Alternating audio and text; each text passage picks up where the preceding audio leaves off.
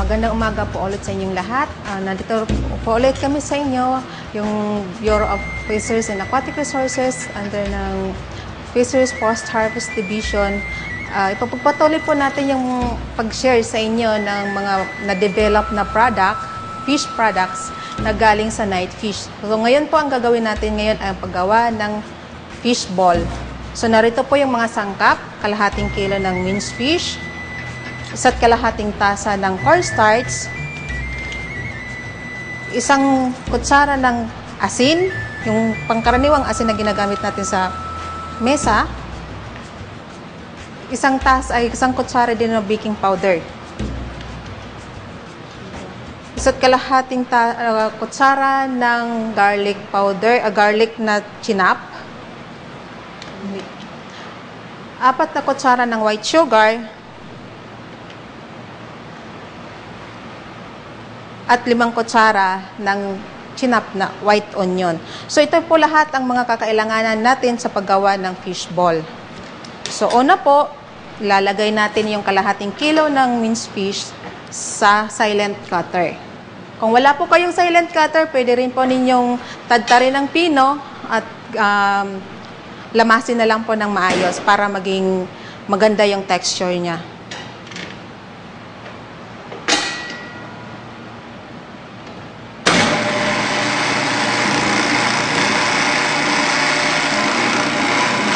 So yung susunod po, yung 2 kutsara ng asin,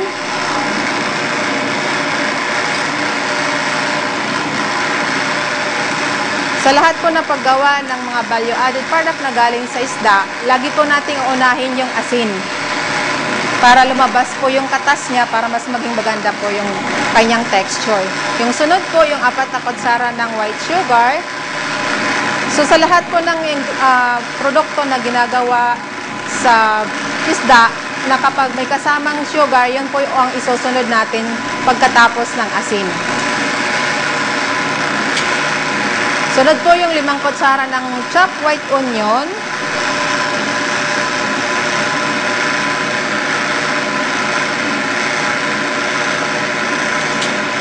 Sunod po yung 1 kalahating kutsara ng chopped garlic. Ihuli po natin yung cornstarch.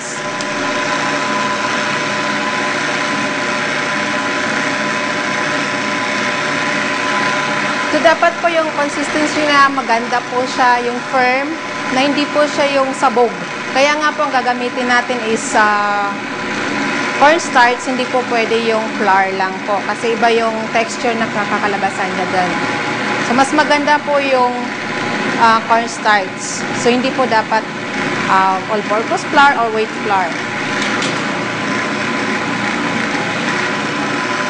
So, dadagdagan po natin ng tubig pero dahan-dahan lang po. Depende po sa texture niya, sa mixture.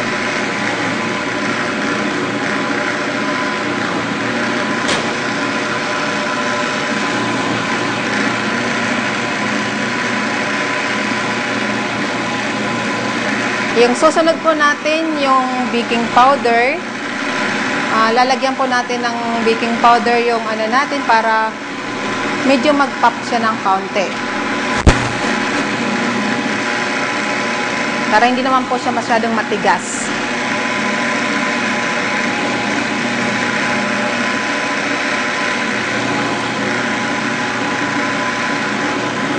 So, lagi po nating tatandaan na huwag masyadong yung paghalo kasi titigas din po yung mixture natin na hindi rin maganda pagdating doon sa pag-mold ng balls. So, dapat yung tama lang po. Nakikita po ninyo na okay na po yung texture ng fish ball niya. So, kailangan na po nating isalin siya dito sa bowl para gawin nating bola-bola. Ate Ami.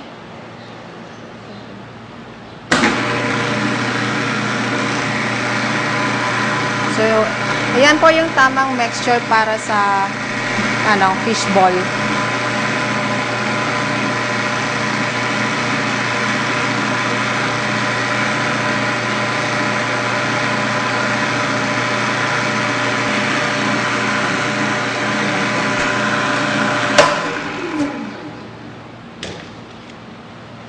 So, ito na po yung gagawin nating bola-bola.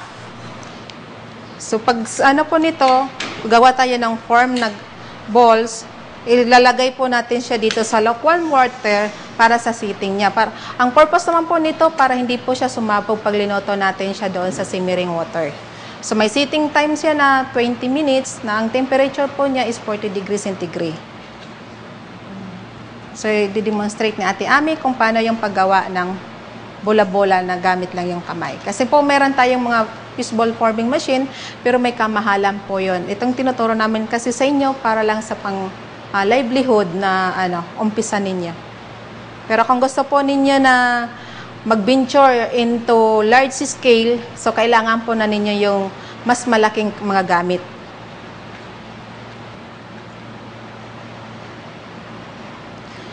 So, yung laki po ng paggawa ninyo ng balls, depende po yun sa inyo.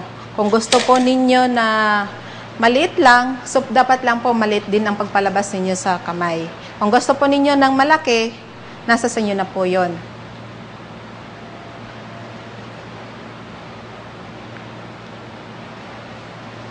Yung sa sitting time po, magta-time po kayo pagkatapos na lahat na ninyo nagawa ito.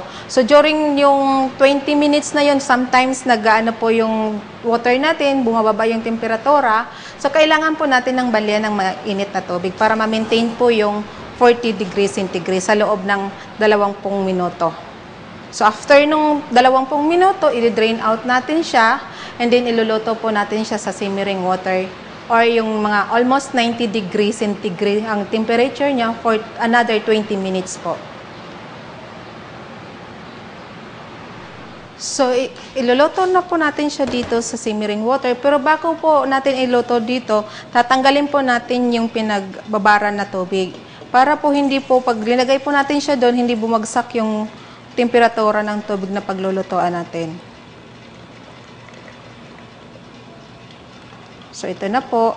Wala na pang mag-aanong tubig. So, ilalagay na po natin siya dito sa simmering water. O yung tubig na bago kumulo. So, hindi po dapat siya kumulo kasi pag kumulo po siya, sasabog po yung fishball ninyo. Wala pong matitira sa inyo na fishball, kundi magiging lugaw po siya. So, dapat tamang-tama lang po yung pag-ano ng apoy ninyo para hindi po siya kumulo yung tubig. So, isisit po natin, lulutuin po natin siya rito sa loob ng 20 minuto.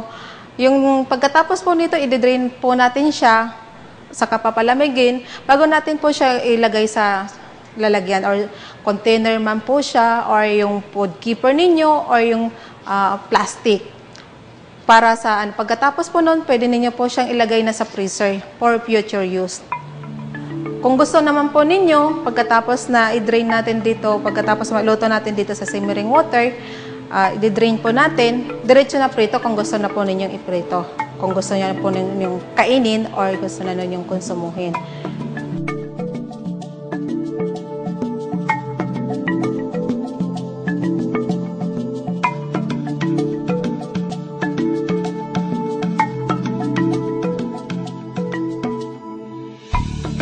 Ngayon naman po, ang pag-aaralan natin yung fish kikiam or yung paggawa ng kikiam na galing sa isda.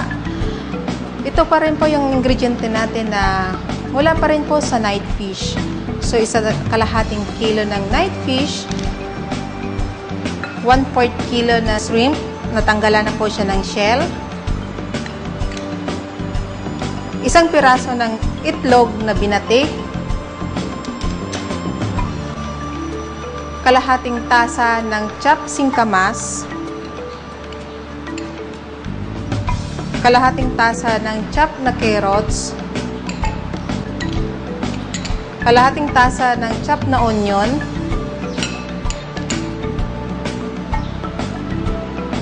sa kalahating tasa ng chopped na celery. Yung stock lang po siya, hindi kasama yung dahon o yung tangkay lang po.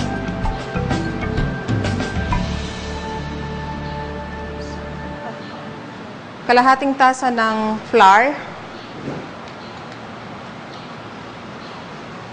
kalahating kutsarita ng black pepper, isa't kalahating kutsarita ng ngoyong powder or yung 5 spice. Isa't kalahating kutsara ng asin. So yung pagbabalutan po natin, ito po yung taupe wrapper na gawa sa soybean. So nabibili po ito sa Arangke Market or sa Lemon Square. So mayroon po doon. So ngayon na po, lalagay natin siya sa silent cutter.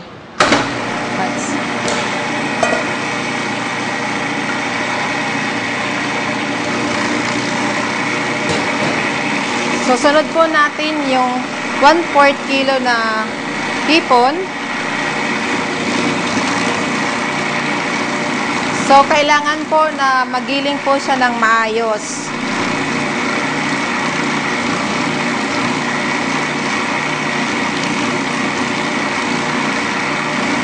So, sunod po natin yung asin.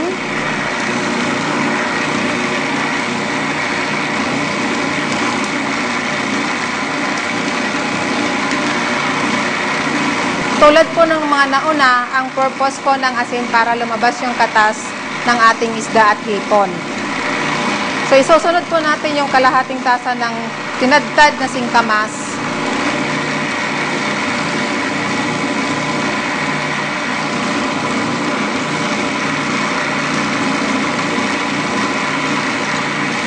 Yung kalahating tasa ng tinadtad na carrots.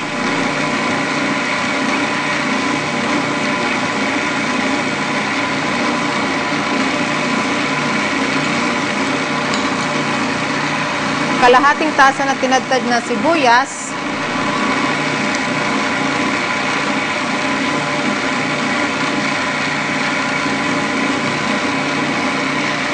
At kalahating tasa ng tinadtad na celery.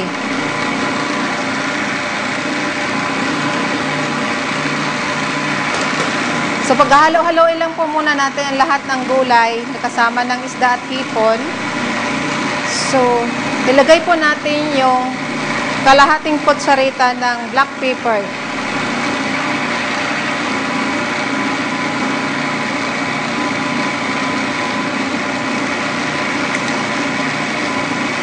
Susunod po natin yung ngoyong.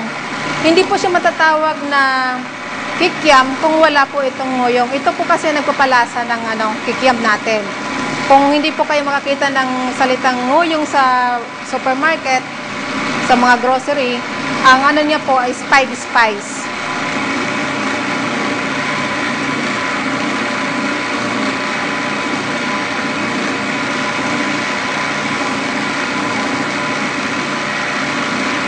So ngayon pwede na po natin ilagay yung harina. So dahan-dahan lang po yung paglagay para hindi po masyadong mahirap sa paghalo.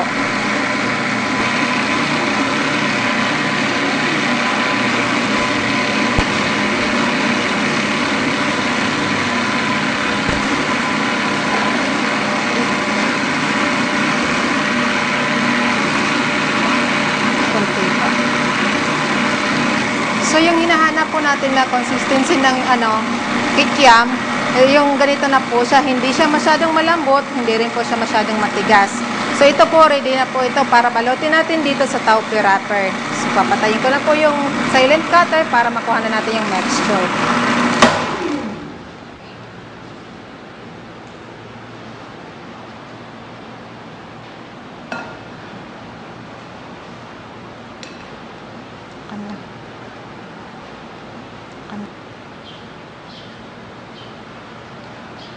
So, ito na po yung ibabalot natin na kikiam.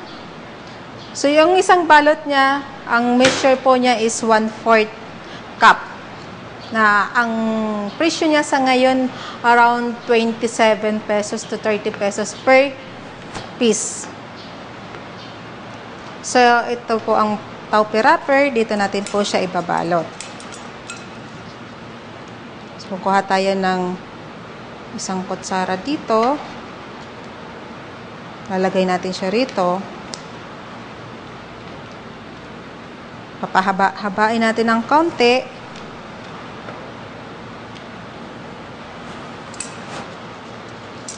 Paikutin sa taupe wrapper. So, habang pinapaikot po siya, konting himas para humaba ng konti.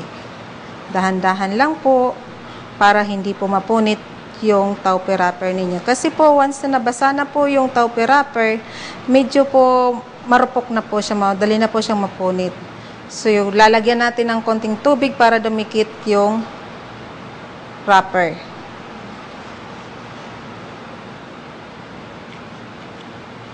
So, ganito na po yung itsura niya.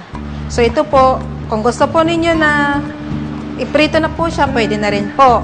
Kung ayaw pa po ninyo, pwede po siyang ilagay sa freezer. Ang pagprito po nito, deep fry, hindi po siya yung stir fry. Dapat nakalubog po siya sa mantika.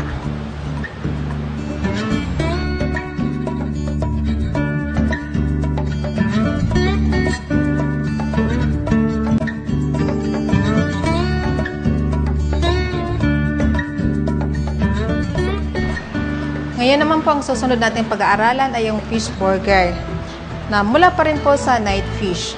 So, ang mga ingrediente po, ito po, kalahating kilo ng night fish, 2 kutsarita ng salt or asin, 4 na kutsara ng evaporated milk, 1 piraso ng itlog na binati, kalahating tasa ng breadcrumbs,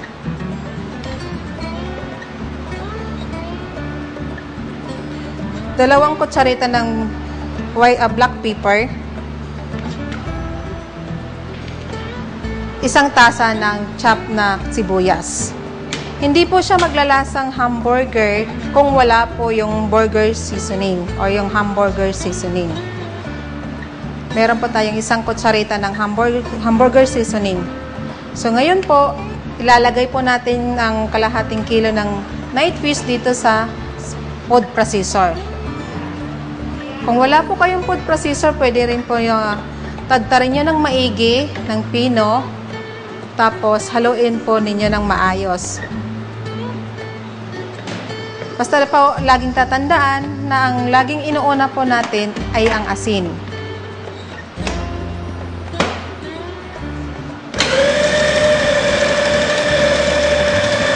So, lalagay na natin ang asin.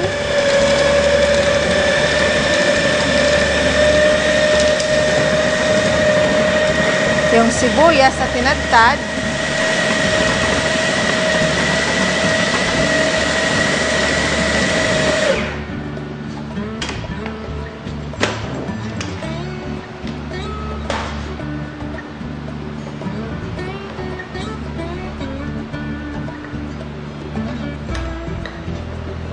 Sa paggawa po ng fish burger, hindi po kailangan na patagalin yung paghalo para po hindi manigas yung mixture ninyo.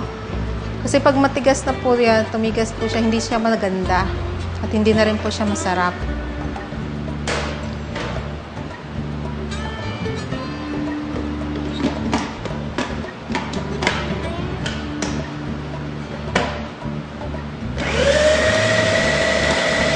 Susunod po natin yung breadcrumbs.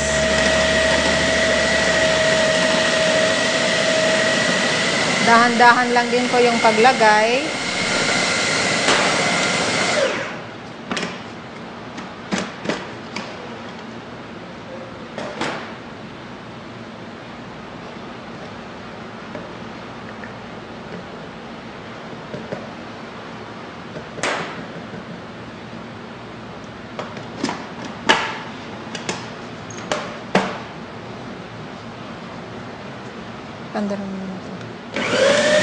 So, yung susunod, yung hamburger seasoning.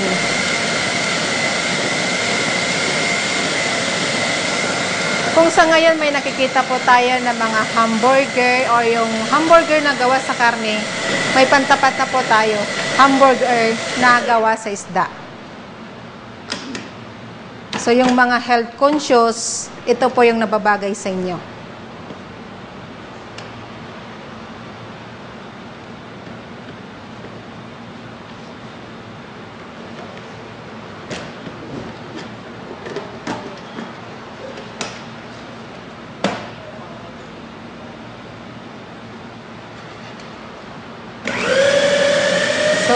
Susunod po natin yung binati na itlog. At ang panghuli, yung evaporated milk.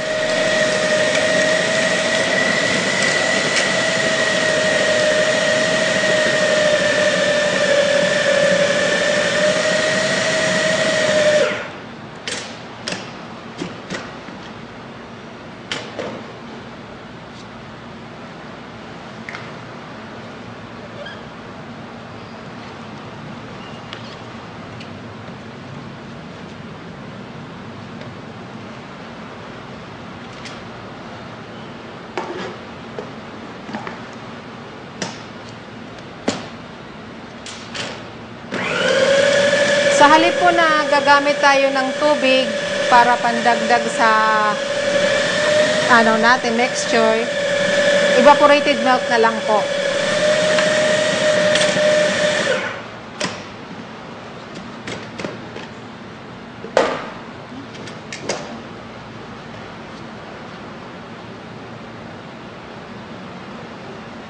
Okay. So, tulad po ng sabi ko kanina, hindi po kailangan matagal yung paghalo sa kanya para hindi po siya manigas. So, ngayon po, okay na po siya. Pwede na po natin siyang i-form into burger. Yung paghalo po, more or less mga 3 to 5 minutes lang. So, hindi po kailangan ng matagalan.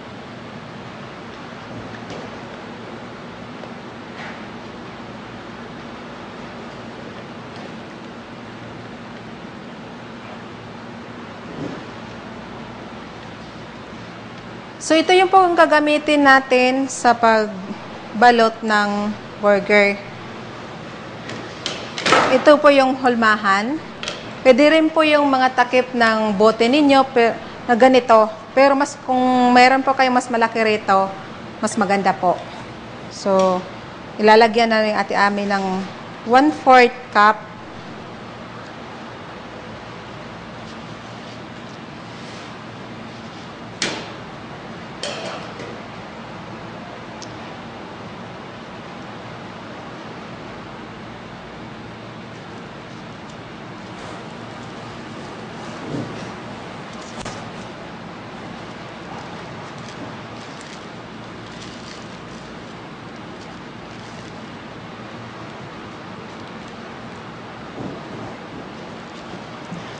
So, konting press para mapormang burger. So, ito na po siya.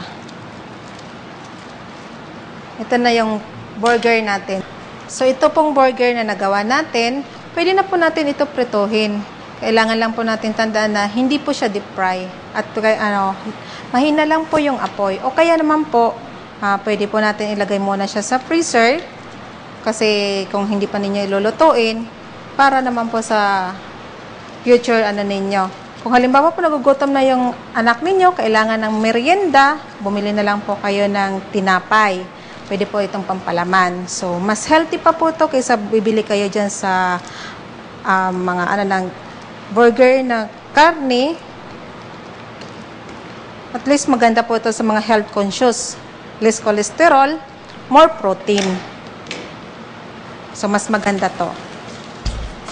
Sana po itong mga nagawa naming produkto sa inyo, makatulong po ito sa inyo. At sana maging interesado kayo na subukan ito sa inyong bahay para maging negosyo po ninyo. Kung sino pa yung interesado na magpaturo sa paggawa ng ganitong produkto na galing sa isda, makikita po kami or pumunta lang po kayo sa BFAR, Post-Harvest Division, nasa PCA Building, Elliptical Road, Diliman, Quezon City, or pwede po kayo tumawag sa telephone number 454-4362 or pwede po kayo mag-email sa postharvesttechnologydivision@yahoo.com.